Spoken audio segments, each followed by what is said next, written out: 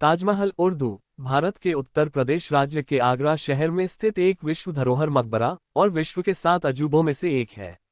इसका निर्माण 17वीं सदी में मुगल सम्राट शाहजहां ने अपनी पत्नी मुमताज महल की याद में करवाया था। ताजमहल अतुलनीय धरोहर मुगल सम्राट शाहजहां के समय में मुगल वास्तुकला अपने चरम शिखर पर थी।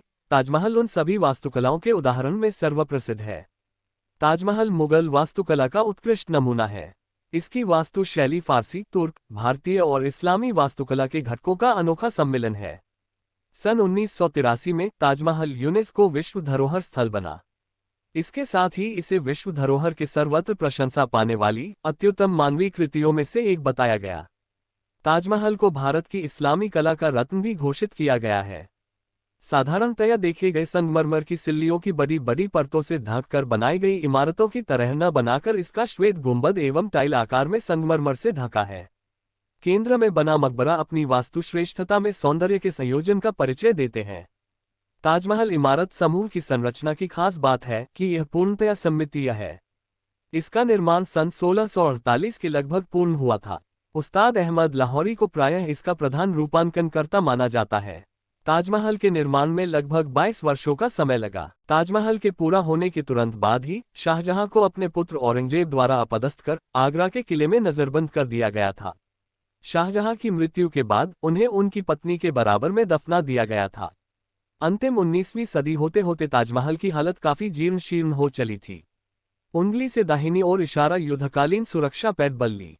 1857 के भारतीय स्वतंत्रता संग्राम के दौरान ताजमहल को ब्रिटिश सैनिकों एवं सरकारी अधिकारियों द्वारा काफी विरूपण सहना पड़ा था। इन्होंने बहुमूल्य पत्थर एवं रत्न तथा लेपिस लजूली को खोदकर दीवारों से निकाल लिया था। 19वीं सदी के अंत में British viceroy George Nathaniel Curzon ने एक बृहद प्रत्यावर्तन परियोजना आरंभ की। यह 1908 में पूर्ण हुई। उसने आंतरिक कक्ष में एक बड़ा दीपक या चिराग स्थापित किया, जो काहिरा में स्थित एक मस्जिद जैसा ही है।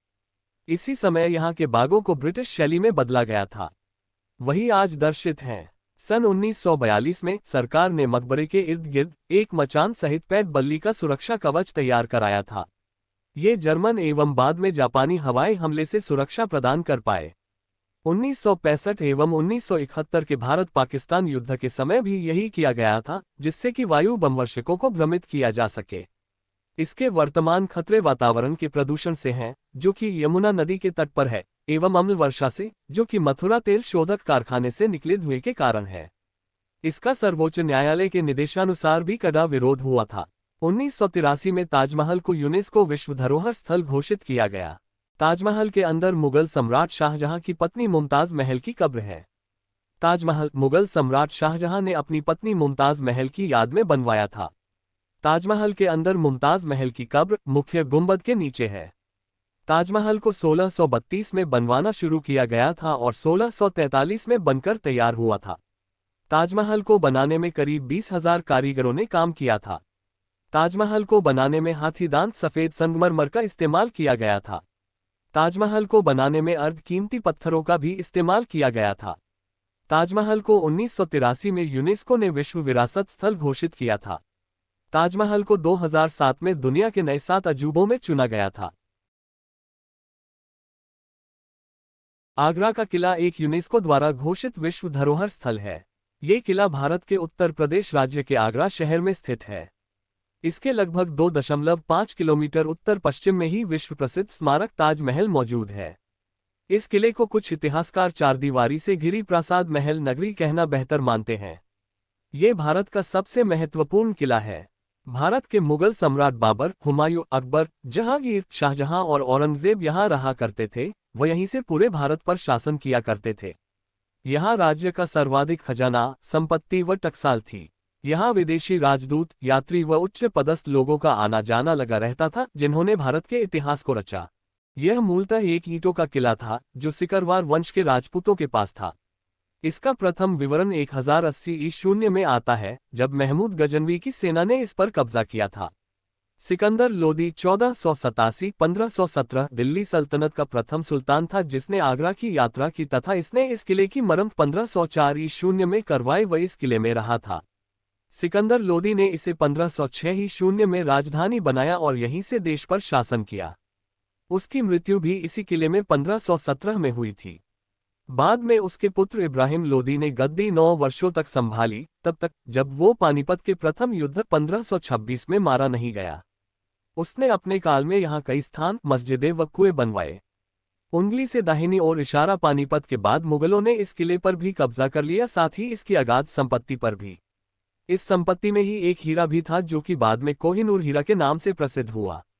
तब इस किले में इब्राहिम के स्थान पर बाबर आया। उसने यहाँ एक बावली बनवाई। सन 1530 में यहीं हुमायूं का राजतिलक भी हुआ। हुमायूं इसी वर्ष बिलग्राम में शेरशाह सूरी से हार गया व किले पर उसका कब्जा हो गया।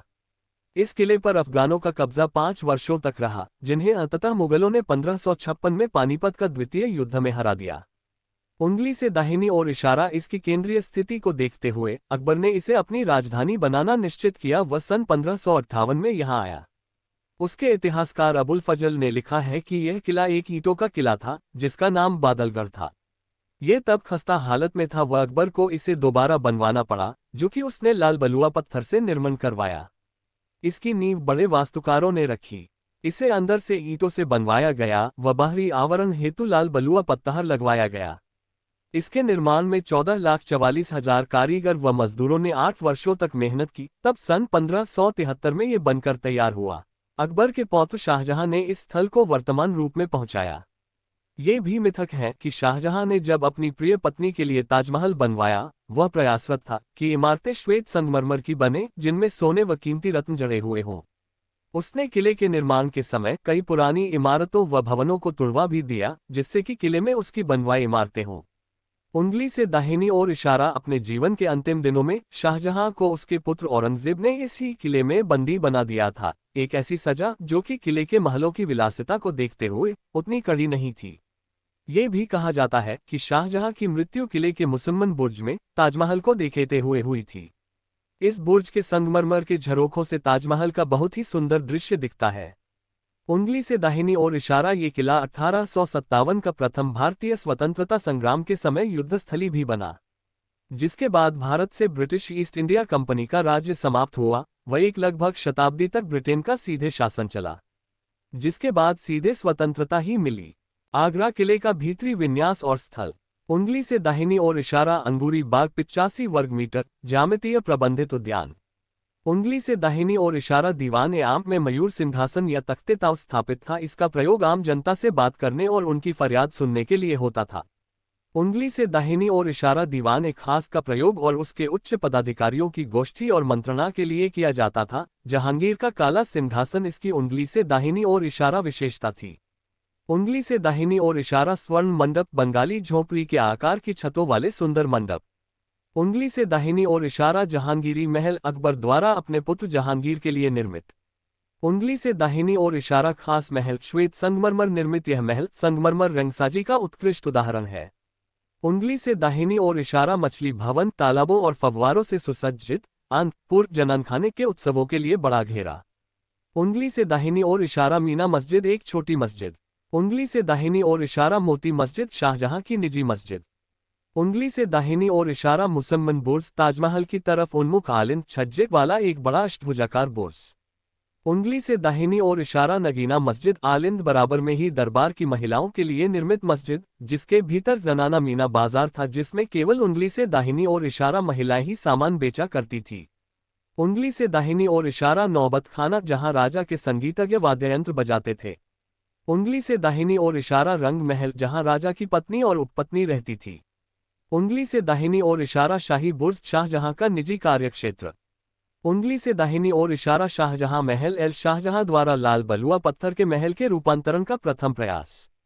उंगली से दाहिनी ओर इशारा शीश महल शाही छोटे जड़ाव दर्पणों से सुसज्जित राजसी वस्त्र बदलने का कमरा। उत्तर प्रदेश जिले का इतिहास चैनल को सब्सक्राइब करें और लाइक करें जिससे आपको और अधिक जिलों के इतिहास की जानकारी मिल सके, जिसके जरिए संपूर्ण उत्तर प्रदेश का इतिहास अपने एग्जाम के लिए मजबूत बना सके और भी बेहतर अपनी तैयारी को आगे बढ़ाए। धन्यवाद। उत्तर प्रदेश जिलों के इतिहास और भी अधिक वीडियो के लिए लाइक और सब्सक्राइब करना ना भूले। धन्यवाद।